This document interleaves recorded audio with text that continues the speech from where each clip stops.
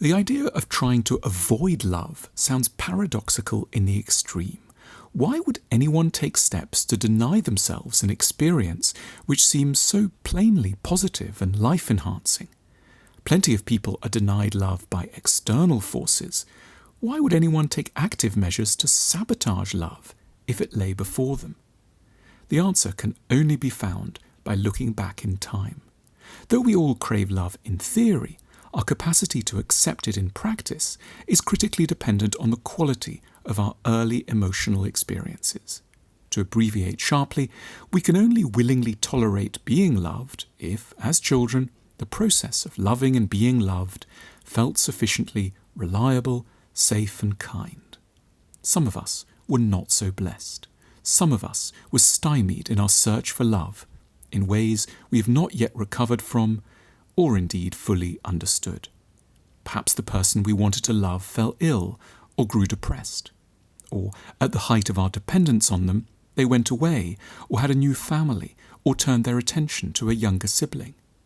Or perhaps our parental figure was constantly at the office or unavailable behind a locked study door.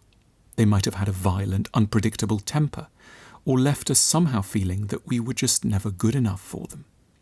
As a result, to an extent we may not even have realized, we became experts at independence. We came to associate safety with a high degree of self-protective isolation. We might have become big readers, or fascinated by the animal world, or obsessed with music or computer games. Without quite knowing we had done so, we learnt never to trust a flesh and blood, three-dimensional human again. Our experiences may not have affected the strength of our longing for love, but they have heavily impacted our capacity to endure mutually satisfying relationships. We may now, as adults, tell ourselves that we want closeness and surrender. We will sob sincerely when we lose love, but we are continually taking steps to ensure we'll never be at any sustained risk of finding it.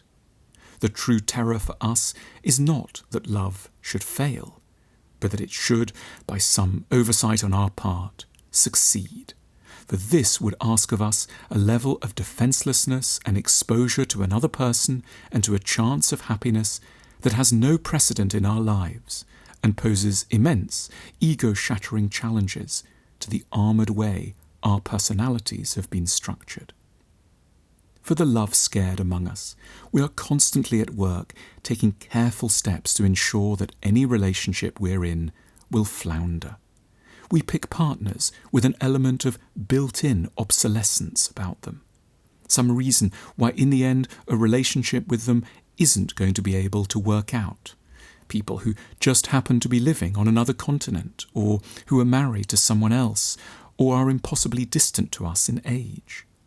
We beg for love from people who, as we know in our unconscious, are guaranteed not to want or be able to give it to us.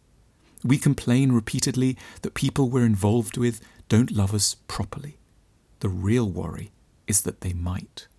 To ward off such an eventuality, we keep finding flaws. We'll point out that this one's often late, that one doesn't exercise enough, that one doesn't speak any foreign languages, and this one isn't sufficiently creative. Robustly determined to find any conceivable reason why, alas, no one quite suits our needs.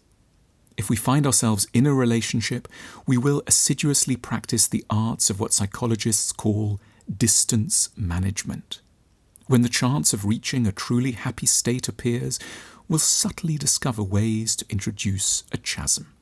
We'll have an argument, spoil a birthday, ruin a holiday. We'll find we have to do a lot of work for an upcoming exam or presentation, that our gang of friends needs us to be somewhere else, that we forgot to return the credit card or tax bill, that our appearance requires a lot of our attention, or that we'd like to flirt with a stranger at a party who suddenly seems very attractive indeed. In both tiny and large ways, we'll know just how to lower the mood, scupper a bond, and destroy trust.